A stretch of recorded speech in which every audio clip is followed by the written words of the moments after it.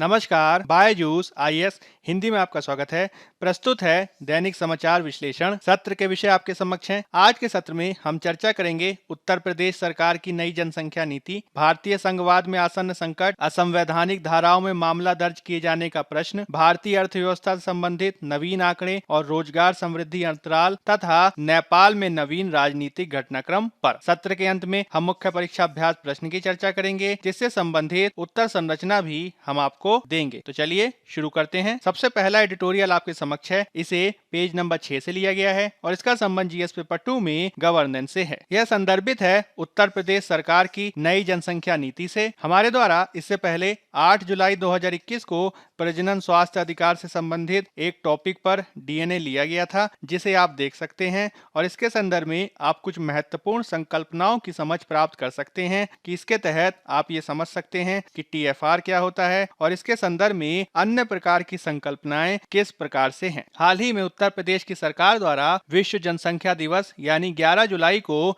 2021 से 2030 के लिए एक नवीन जनसंख्या नीति की घोषणा की गई और इसके माध्यम से नई नीति में जनसंख्या नियंत्रण में मदद करने वालों को प्रोत्साहन दिए जाने का प्रावधान किया गया है। इस नीति के प्रमुख उद्देश्यों में उत्तर प्रदेश में 2026 तक कुल प्रजनन दर को 2.7 से घटाकर 2.1 और 2030 तक इसे घटाकर 1.7 तक ले जाने का लक्ष्य रखा गया है। साथ ही साथ आधुनिक गर्भ निरोधक के प्रसार की दर को भी 31.7% से बढ़ाकर 2026 तक 45% और 2030 तक इसे 52% तक करने का लक्ष्य रखा गया है। इसके माध्यम से गर्भ निरोधक उपयोग के पुरुष उपायों के संदर्भ में भी 2026 तक इसकी दर को 10.8% से बढ़ाकर 15.1% 2026 तक प्राप्त करने का लक्ष्य है और मातृत्व और शिशु मृत्यु दर को भी घटाने का लक्ष्य रखा गया है, जिसके तहत मातृ मृत्यु दर को 197 से घटाकर 2026 तक 150 तक लाने का लक्ष्य रखा गया है और इसे 2030 तक 98 तक घटाने का लक्ष्य रखा गया है। शिशु मृत्यु दर के संदर्भ में भी इसे 43 से घटाकर 32 और आगे इसे 22 तक घटाने का लक्ष्य रखा गया है। इसके माध्यम से 5 वर्ष से कम आयु की शिशु मृत्यु दर को भी 47 से घटाकर 35 और आगे इसे 25 तक घटाने का लक्ष्य रखा गया है। इसके माध्यम से जो फोकस क्षेत्र रखे गए हैं उसमें गर्भ निरोधक उपायों की सुलभता को बढ़ाना और सुरक्षित गर्भपात के लिए उचित व्यवस्था को उपलब्ध कराने का भी प्रमुख लक्ष्य रखा गया है, ताकि नवजात शिशु मृत्यु दर और मातृत्व मृत्यु दर आदि को कम किए जाने की दिशा में सरकारों द्वारा बेहतर प्रयास किया जा सके। इसके अलावा इस नीति के माध्यम से विशेष रूप से 11 से 19 आयु वर्ग में किशोर और किशोरियों की शिक्षा, स्वास्थ्य और पोषण के बेहतर प्रबंधन के साथ ही बुजुर्गों की बेहतर देखभाल किए जाने के लिए भी कुछ महत्वपूर्ण दिशा निर्देशों को इसमें शामिल किया गया है। इसके माध्यम से प्रोत्साहन राशि का भी प्रावधान किया गया है, जिसके तहत जनसंख्या नियंत्रण मानदंडों का पालन करने वाले और 2 या उससे कम बच्चे रखने वाले कर्मचारियों को पदोन्नति, वेतन वृद्धि, आवास योजनाओं में रियायत आदि के माध्यम से काफी सुविधाएं दी जाएंगी। इसके अलावा 2 बच्चों के मानदंड को अपनाने वाले लोक सेवकों को पूरी सेवा के दौरान 2 अतिरिक्त वेतन वृद्धि दी जाएगी और इसमें उन्हें 12 महीने का पितृत्व या मातृत्व अवकाश भी दिए जाने का प्रावधान किया गया है। साथ ही साथ जो लोग सरकारी कर्मचारी नहीं हैं और वे भी जनसंख्या को नियंत्रण में रखने से संबंधित योगदान करते हैं, उन्हें पानी, आवास, गृह ऋण आदि करों में छूट के माध्यम से लाभान्वित करने का प्रयास किया जाना प्रस्तावित है। इसके अलावा यदि किसी बच्चे के माता पिता पुरुष नसबंदी का विकल्प चुनते हैं तो होने वाले बच्चे को 20 वर्ष की आयु तक मुफ्त चिकित्सा सहायताएं दी जाएंगी और इसके लिए राज्य सरकार द्वारा एक राज्य जनसंख्या कोष भी निर्माण किया जाना प्रस्तावित किया गया है। इसके तहत जागरूकता निर्माण पर भी बल दिया जाएगा, जिसके अंतर्गत राज्य सरकार सभी स्कूलों आदि में जनसंख्या नियंत्रण को एक अनिवार्य विषय के रूप में प्रस्तुत करने की बात कह रही है। इस कानून के माध्यम से न केवल विधिक आयु में विवाह को बढ़ावा दिया जाएगा, साथ ही इस नीति को स्वैच्छिक रूप से भी लागू की जाने की बात कही जा रही है, जिसे किसी पर अनिवार्य रूप से लागू नहीं किया जाएगा। विशेषज्ञों का इन उपायों की आवश्यकता के संदर्भ में कहना है कि वर्तमान में जिस अनुपात में जनसंख्या वृद्धि देखी जा रही है, उस अनुपात के चलते संसाधनों पर लगातार दबाव बढ़ता है, जिससे भोजन, पेयजल, आवास और शिक्षा की आवश्यकताओं के साथ ही बुनियादी गुणवत्तापूर्ण आवश्यकताओं की पूर्ति किए जाने के संदर्भ में सरकारों को काफी प्रयास करना पड़ता है। इसके माध्यम से न केवल गरीबी का विस्तार देखा जाता है, साथ ही साथ हम इसके संदर्भ में एक बेहतर गुणवत्तापूर्ण जीवन जीने से भी वंचित रह जाते हैं। किंतु हमें इस पूरे वाद विवाद के संदर्भ में यह याद रखना होगा कि हाल के वर्षों में और पिछले कुछ सालों में जिस प्रकार से अनेक राज्यों द्वारा जनसंख्या नीति से संबंधित उपायों को जबरदस्ती लागू किया जा रहा है, उसके चलते कई बार बहुत सारे प्रश्न खड़े हो जाते हैं। अनेक बार सरकारों द्वारा इन नीतियों को स्वैच्छिक रूप में लागू किए जाने की बात की जाती है। इसके बावजूद इससे संबंधित मुद्दे और चिंताओं को संबोधित किए बिना इसको बेहतर ढंग से लागू नहीं किया जा सकता है। जैसे कि विशेषज्ञों का ये कहना है कि इस प्रकार की जनसंख्या नीति के प्रति हमें सावधानी बरतने की जरूरत है, क्योंकि यह महिलाओं के स्वास्थ्य और कल्याण को किसी न किसी रूप में नकारात्मक रूप से ही प्रभावित करते हैं। यह देखा जाता है कि जब भी बात आती है गर्भ निरोध और परिवार नियोजन की, तो इसका सामान्य रूप से बोझ महिलाओं पर ही पड़ता है, जिससे महिला नसबंदी में ही वृद्धि देखी जाती है। साथ ही साथ यदि हम कड़े जनसंख्या नियंत्रण उपायों को लागू करते हैं, तो इससे आगे चलकर असुरक्षित प्रकार के गर्भपात और भारतीय समाज में विद्यमान पुत्र की वरीयता की प्रथा को ही आगे और बढ़ावा मिलने लगता है। हमें इसके संदर्भ में कुछ अन्य आलोचनाओं को भी ध्यान में रखना चाहिए, जिसके तहत सरकार का ये दावा है कि उसके द्वारा प्रस्तुत की गई जनसंख्या नीति अंतर्राष्ट्रीय स्तर पर अपनाए गए जनसंख्या और विकास के दृष्टिकोण के अनुकूल है, जिसके अंतर्गत Cairo international conference of population and development का महत्वपूर्ण स्थान है। इस प्रकार का एक कॉन्फ्रेंस 1994 में मिस्र की राजधानी काहिरा में किया गया था, जिसके माध्यम से अंतर्राष्ट्रीय स्तर पर जनसंख्या नियंत्रण और परिवार नियोजन की प्रथाओं को अपनाए जाने के संदर्भ में कुछ महत्वपूर्ण अनुशंसाएं की गई थीं। इसके तहत प्रजनन अधिकारों पर बल दिया गया था, महिला सशक्तिकरण की बात कही गई थी, सार्वत्रिक यानी यूनिवर्सल एजुकेशन की बात की गई थी और मातृत्व और नवजात शिशु स्वास्थ्य को भी बेहतर किए जाने की बात कही गई थी। हालांकि इन सब की प्राप्ति तभी की जा सकती है जब हम उच्च प्रजनन दर के संदर्भ में गरीबी उन्मूलन की बात को भी संबोधित करें और साथ ही साथ उच्च प्रजनन दर के संदर्भ में जो सामाजिक आर्थिक कारक आदि कार्य करते हैं उनको भी संबोधित किए जाने की दिशा में बेहतर करने के आधार पर कार्य करें। इसके लिए हमें यह आवश्यकता है कि सरकार हाल के वर्षों में जिस प्रकार से अधिक बच्चे पैदा करने पर दंड और कम बच्चे पैदा करने पर प्रोत्साहन के प्रावधानों को शामिल कर रही है, उसमें हमें कुछ और अन्य उपायों को भी ध्यान में रखना होगा, तभी हम इसके संदर्भ में एक समावेशी उपायों के साथ सामने आ सकते हैं। क्योंकि इस प्रकार का दंड और प्रोत्साहन का जो विकल्प है उसको पहले भी विविध प्रकार की संस्थाओं जैसे कि राष्ट्रीय मानवाधिकार आयोग द्वारा आलोचना किया गया है, तो इसको भी हमें ध्यान में रखते हुए ही कार्य करना होगा। 1990 और 2000 के दशक में हरियाणा, आंध्र प्रदेश, मध्य प्रदेश, राजस्थान, छत्तीसगढ़ और उड़ीसा के द्वारा इस प्रकार के प्रयासों को किया गया था, किंतु यदि हमें सार्वजनिक रूप से और ग्राउंड लेवल पर इनको बेहतर ढंग से लागू करना है तो हमें कुछ और भी कार्य किए जाने की आवश्यकता है। जैसे कि हमें सामुदायिक स्तर पर लोगों को उचित निर्णय किए जाने के संदर्भ में बेहतर सशक्तिकृत करना होगा, जिसके तहत अल्पसंख्यक और बहिष्कृत समुदायों के विरुद्ध जनसंख्या नियंत्रण के इस प्रकार के उपायों को प्रयोग किए जाने के संदर्भ में काफी सावधानी से कार्य किए जाने की आवश्यकता है, जिसके तहत हमें गर्भ निरोधक संबंधी उपायों को अपनाए जाने के संदर्भ में और विशेष रूप से महिलाओं तक इसकी पहुंच को बढ़ाए जाने के संदर्भ में प्रोत्साहन उपायों को लागू किए जाने के लिए कार्य किए जाने की आवश्यकता है। हमें इसके तहत पुरुष नसबंदी को भी बढ़ावा देना होगा और सरकारों के द्वारा आर्थिक सुधार में समावेशिता के प्रश्न को शामिल करते हुए श्रम सुधार और महिला सशक्तिकरण के लिए कार्य किए जाने की आवश्यकता है। इसके तहत सरकारों के द्वारा आर्थिक सुधारों के क्षेत्र में अधिक समावेशिता से कार्य करना होगा और गरीबी उन्मूलन के लिए कार्य किए जाने की आवश्यकता है। हमें श्रम सुधारों के माध्यम से श्रम उत्पादकता और रोजगार के अवसरों को भी बढ़ाना होगा और महिलाओं को इस प्रकार से सशक्तिकृत करना होगा कि वह बच्चे पैदा करने के संदर्भ में स्वतः निर्णय ले सकें और इस आधार पर ही परिवारों के आकार को कम किए जाने के संदर्भ में बेहतर कार्य किया जा सकता है। हाल के संदर्भ में यह भी देखा गया है कि सभी राज्यों में कुल प्रजनन दर के संदर्भ में कमी हो रही है, जिसमें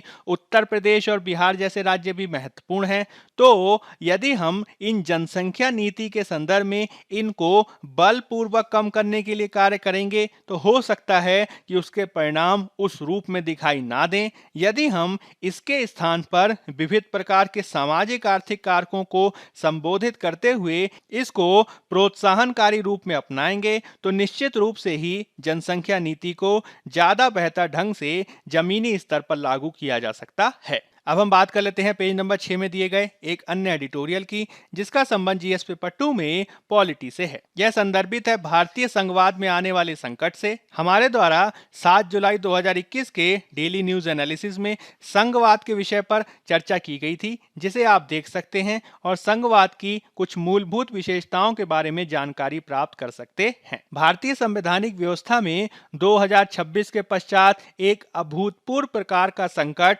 आ सकता है। इसके तहत लोकसभा में सीटों की संख्या में बदलाव होने की संभावना है, क्योंकि भारत के द्वारा 1976 के बाद से ही लोकसभा की सीटों में कोई बदलाव नहीं किया गया है और इसके तहत लोकसभा की सीटों का निर्धारण जो वर्तमान में है वह 1971 की जनसंख्या के आधार पर है। इन सीटों की संख्या को ना बढ़ाए जाने के संदर्भ में जो संवैधानिक आधार पर प्रतिबंध लगाया गया है वह 2026 में समाप्त हो रहा है और इसके बाद सीटें बढ़ सकती हैं। लोकसभा की ये जो सीटें बढ़नी संभावित हैं वह अनेक प्रकार के प्रश्नों को खड़ी कर देती हैं, जिसके तहत हमें ये देखना होगा कि किस प्रकार से भारतीय संवैधानिक संघवादी व्यवस्था में उत्तर और दक्षिण के राज्यों के मध्य विभिन्न प्रकार के अंतराल विद्यमान हैं। हमें ये ध्यान रखना होगा कि दक्षिण के विकसित राज्यों की तुलना में उत्तर के अधिकांश राज्य अविकसित, गरीब और अधिक जनसंख्या वाले हैं, जिसके चलते प्रतिनिधि लोकतंत्र में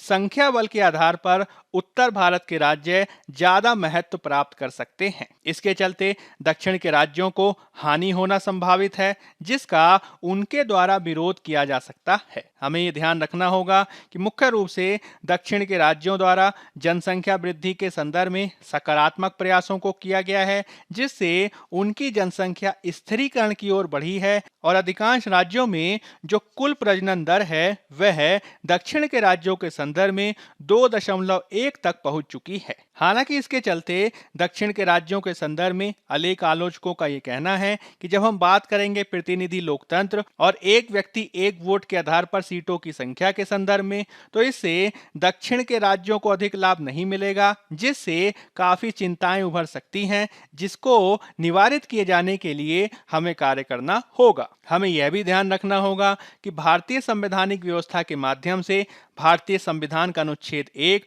भारत को राज्यों का एक संघ बनाता है, किंतु भारतीय संवैधानिक व्यवस्था में जिस अनुपात में राज्य विद्यमान हैं उसमें हम छोटे और बड़े राज्यों को विविध आधार पर विविधीकृत देखते हैं, जिसमें हमें छोटे और बड़े राज्यों के साथ ही भाषाई, सांस्कृतिक और निर्जातीय आधार पर भी राज्यों में विविधता देखने को मिलती है। इसके चलते कई बार बड़े राज्य और छोटे राज्यों के मध्य वाद विवाद देखने को मिलते हैं, जो 2026 के पश्चात सीटों के बढ़ने की स्थिति में और भी ज्यादा गहरा सकते हैं। यही कारण है कि हमें इसका निवारण करने के लिए दूसरे संघवादी देशों से सीख लेने की जरूरत है, जिसमें अमेरिका आदि में इसका समाधान किस प्रकार से किया गया है, इसको ध्यान में रखे जाने की आवश्यकता है। उल्लेखनीय है कि जब अमेरिका में 18वीं शताब्दी में संविधान का निर्माण किया जा रहा था तो उस समय भी छोटे और बड़े राज्यों के मध्य शक्तियों का बंटवारा किस प्रकार से किया जाए, इसको लेकर विविध प्रकार के विवाद उभरे थे,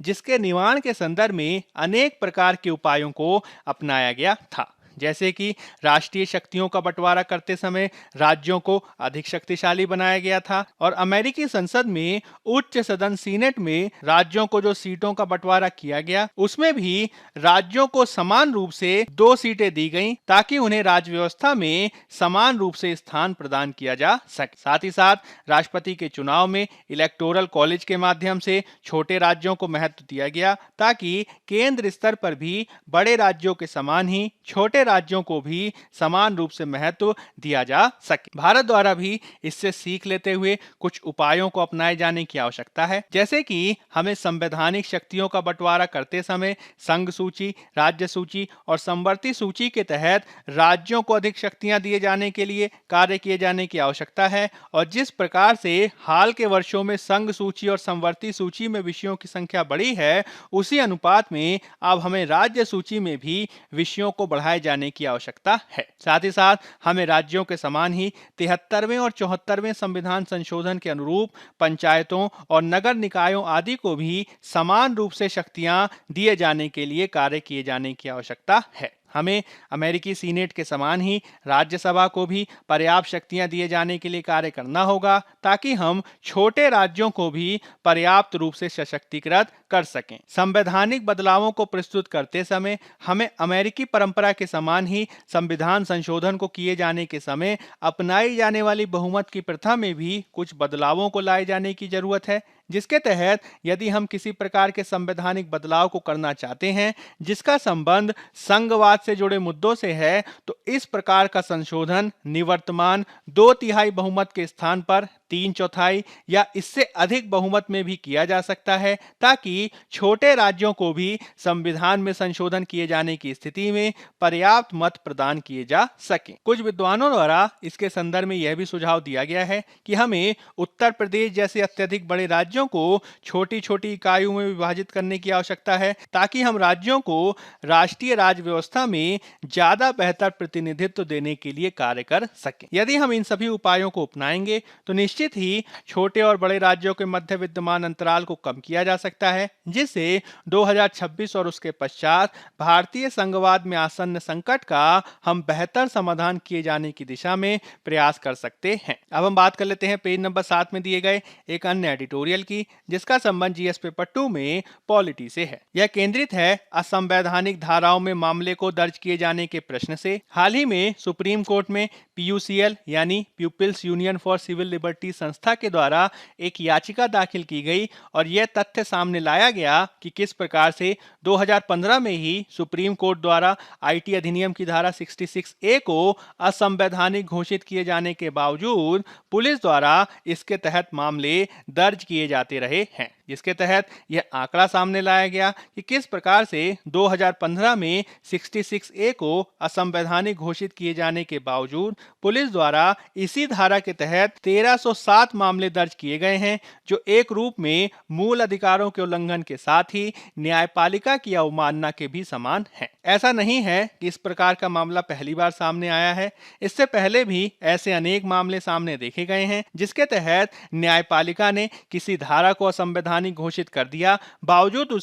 उसके तहत मामले दर्ज किए जाते रहे हैं। जैसे कि इससे पहले आईपीसी की धारा 377 जिसका संबंध समलैंगिकता से है और आईपीसी की धारा 497 जिसका संबंध व्यभिचार या एडल्टरी से है, उसके संदर्भ में भी सुप्रीम कोर्ट के विविध वादों को ध्यान में रखे बिना मामले दर्ज किए जाने के उदाहरण प्राप्त होते रहे हैं। इस तरीके की गलतियों को भविष्य में दूर किया जा सके, इसके लिए हमें कुछ उपायों को अपनाना होगा, जैसे कि एफआईआर दर्ज करते समय हमें इसका ध्यान रखना होगा, जिसके तहत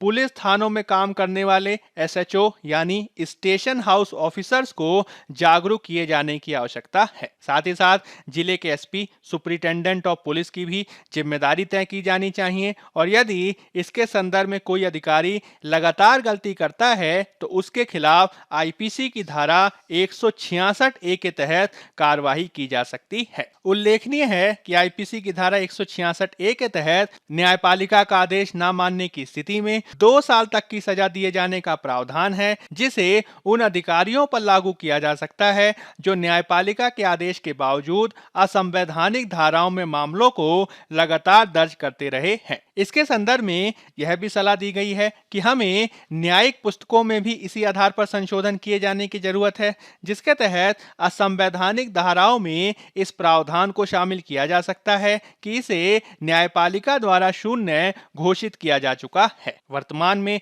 एफआईआर को दर्ज किए जाने के संदर्भ में ऑनलाइन प्रक्रिया को अपनाया गया है। तो इस प्रकार की ऑनलाइन प्रक्रिया में भी जब एफआईआर दर्ज की जाती है तो सेंट्रल अथवा राज्य के डेटाबेस में इस प्रकार के असंवैधानिक धाराओं से संबंधित प्रावधानों को डिसेबल किया जा सकता है, यानी उसे अक्षम बनाया जा सकता है, ताकि उससे संबंधित मामलों को दर्ज ही ना किया जा सके। इस प्रकार इस पूरे मामले में पुलिस के साथ ही इससे संबंधित हितधारकों को भी सावधानी पूर्वक कार्य किए जाने की आवश्यकता है। अब हम बात कर लेते हैं पेज नंबर 7 में दिए गए एक अन्य एडिटोरियल की, जिसका संबंध जीएस पेपर 3 में अर्थव्यवस्था से है। यह केंद्रित है भारतीय अर्थव्यवस्था से संबंधित नवीन आंकड़े और उससे संबंधित रोजगार समृद्धि अंतराल पर। हाल ही में 31 मई को राष्ट्रीय सांख्यिकी कार्यालय के द्वारा राष्ट्रीय आय से संबंधित वार्षिक आंकड़ों को सार्वजनिक किया गया और इसके माध्यम से भारतीय अर्थव्यवस्था में व्याप्त मंदी की स्थितियों को प्रस्तुत कर दिया गया है। यह देखा गया है कि किस प्रकार से भारतीय अर्थव्यवस्था के द्वारा 2020-21 की चौथी तिमाही में मात्र 1.6% की जीडीपी समृद्धि दर को हासिल किया गया। हालांकि यह इससे पहले की तीसरी तिमाही की तुलना में एक सकारात्मकता को दिखाता है, क्योंकि भारतीय अर्थव्यवस्था के द्वारा 2020-21 की तीसरी तिमाही में मात्र 0.5% समृद्धि दर को ही हासिल किया गया था। हालांकि आंकड़े ये बताते हैं कि 1.6% की जीडीपी समृद्धि दर हासिल करने के बावजूद भारतीय अर्थव्यवस्था के अनेक क्षेत्रों में अभी भी नकारात्मक समृद्धि देखी जा रही है। इसमें व्यापार, निर्माण, माइनिंग और विनिर्माण महत्वपूर्ण है, जिसमें -18.2%, -8.6%, -8.5% और -7% की नेगेटिव ग्रोथ को हम देख रहे हैं। इस प्रकार के क्षेत्रों में यदि नकारात्मक समृद्धि दर देखी जाती है तो निश्चित ही रोजगार की दशाओं पर भी इसका प्रभाव पड़ेगा, जिसके चलते भारत में हाल के समय में बेरोजगारी दर में काफी वृद्धि देखी गई है। Centre for monitoring Indian economy के आंकड़ों के अनुसार मई 2021 में भारत में बेरोजगारी दर 11.9% है, जो अप्रैल में 8% देखी गई थी। इसी काल में रोजगार दर भी घटकर 35.3% तक रह गई है, जो अप्रैल में 36.8% थी। Centre for monitoring Indian economy के अनुसार मई 2021 में कोरोना की दूसरी लहर के प्रभाव के चलते ज्यादा मात्रा में रोजगार की संभावनाएं प्रभावित हुई हैं, जिसके चलते मई 2021 में लगभग 15 मिलियन नौकरियां समाप्त हो गई हैं। इससे पहले इतनी बड़ी संख्या में नौकरियों की समाप्ति नवंबर 2016 में देखी गई थी, जब भारत सरकार के द्वारा विमुद्रीकरण का फैसला किया गया था और इसके तहत 12.3 मिलियन नौकरियां समाप्त हो गई थी। Centre for monitoring Indian economy के अनुसार जनवरी 2021 से लेकर अब तक लगभग 25.3 मिलियन नौकरियां समाप्त हो गई हैं और वित्तीय वर्ष 2021-22 के अप्रैल और मई के माह में तो 22.7 मिलियन नौकरियां समाप्त हो गई हैं, जो काफी चिंता का विषय है। इन 22.7 मिलियन नौकरियों में अधिकांश नौकरियां, लगभग 17.2 मिलियन नौकरियां दैनिक मजदूरी से संबंधित हैं, जो विभिन्न क्षेत्रों में गरीबी को बढ़ाने वाला एक कारक हो सकता है। इस प्रकार से जो हाल के समय में समृद्धि दर में गिरावट देखी गई है और रोजगार की स्थिति में भी गिरावट देखी गई है, वह सामूहिक रूप से व्यापार की संभावनाओं पर भी प्रभाव डाल रही हैं, जिसकी अभिव्यक्ति फिक्की द्वारा प्रस्तुत बिजनेस कॉन्फिडेंस इंडेक्स और विनिर्माण से संबंधित परचेजिंग मैनेजर्स इंडेक्स से हो जाता है, जिसमें हम लगातार गिरावट को देख रहे हैं। हालांकि घरेलू मांग में गिरावट के विपरीत अंतर्राष्ट्रीय स्तर पर मांग बढ़ी है, जिसकी अभिव्यक्ति भारतीय विदेशी व्यापार से संबंधित मई 2021 के आंकड़ों से होती है, जिसके तहत भारत का निर्यात $32 बिलियन देखा गया है, जो मई 2020 से 67% और मई 2019 की तुलना में 8% अधिक है। अंतर्राष्ट्रीय स्तर पर मांग में जो वृद्धि हुई है वह स्वागत योग्य कदम है, लेकिन हमें अंतर्राष्ट्रीय मांग में वृद्धि के साथ ही घरेलू मांग को भी बढ़ावा दिए जाने के लिए कार्य करना होगा, जिसके तहत घरेलू मांग को त्वरित रूप से बढ़ावा देने के लिए प्रत्यक्ष आय समर्थन एक बेहतर उपाय हो सकता है। इसके तहत हमें सुभेद वर्ग जैसे कि मजदूरों आदि को मनरेगा आदि योजनाओं के माध्यम से प्रत्यक्ष आय समर्थन दिया जा सकता है, या फिर डायरेक्ट बेनिफिट ट्रांसफर के माध्यम से भी उन्हें समर्थन दिया जा सकता है। विशेष रूप से जो कोरोना वायरस की तीसरी लहर की आशंकाएं जाहिर की जा रही हैं, उसकी पृष्ठभूमि में तो हमें वैक्सीनीकरण को बढ़ावा दिए जाने की आवश्यकता है, ताकि हम तीसरी लहर के आने से पहले ही अधिकतम जनसंख्या को कवर कर सकें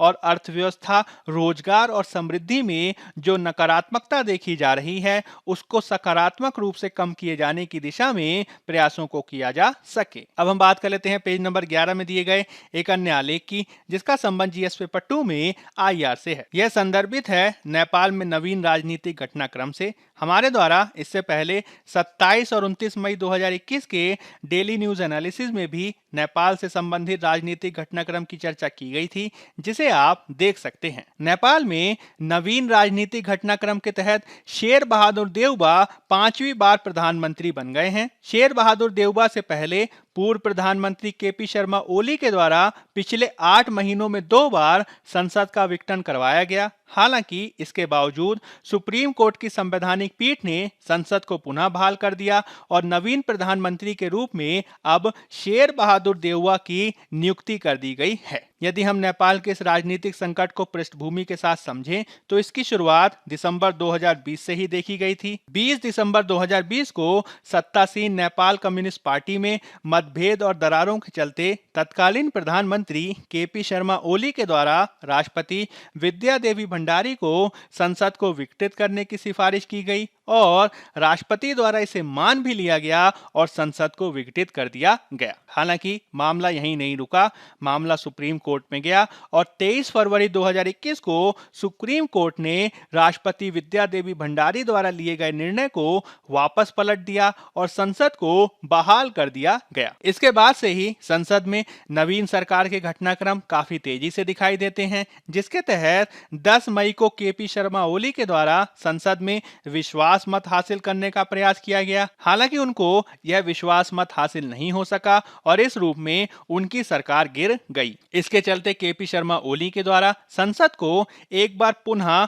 विघटित किए जाने के संदर्भ में राष्ट्रपति को अनुशंसा कर दी गई और नवीन चुनाव को कराए जाने की बात कही गई। इस प्रकार के निर्णय के माध्यम से केपी शर्मा ओली बहुमत न होने के बावजूद कार्यवाहक प्रधानमंत्री के रूप में सत्तासीन रहे। हालांकि 24 मई को विपक्ष के द्वारा राष्ट्रपति के फैसले के विरुद्ध सुप्रीम कोर्ट में याचिका दाखिल की गई और अब 12 जुलाई को सुप्रीम कोर्ट ने फिर से संसद को पुनः बहाल कर दिया है और विपक्ष के नेता शेर बहादुर देउबा को 5वीं बार प्रधानमंत्री के रूप में नियुक्त कर दिया है। इस प्रकार से हम दिसंबर 2020 से ही इस प्रकार की राजनीतिक उठापटक को देख रहे हैं, जो 2015 के नेपाली संविधान पर ही प्रश्नों को खड़ा कर देती है, जिसके निवारण के लिए नेपाल के राजनीतिक वर्ग को कार्य किए जाने की आवश्यकता है। अब हम बात कर लेते हैं मुख्य परीक्षा अभ्यास प्रश्न की। पहला प्रश्न है, सामाजिक आर्थिक सशक्तिकरण प्रजनन दर में कटौती करने में जबरदस्ती से अधिक प्रभावी है।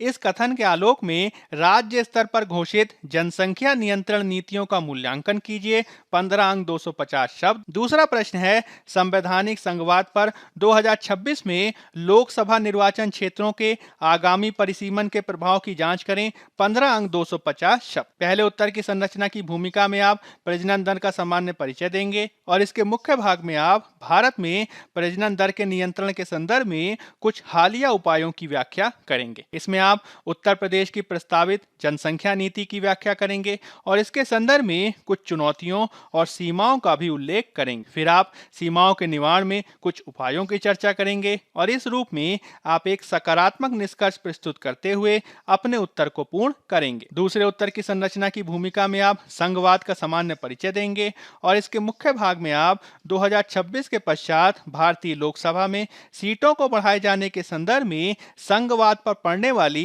संभावित चुनौतियों की चर्चा करेंगे। इन चुनौतियों के निवारण में आप कुछ उपायों को व्याख्यायित करेंगे और इस प्रकार एक उपयुक्त सकारात्मक निष्कर्ष प्रस्तुत करते हुए अपने उत्तर को पूर्ण करेंगे। बायजूस आईएएस हिंदी के आज के अंक में फिलहाल इतना ही। धन्यवाद।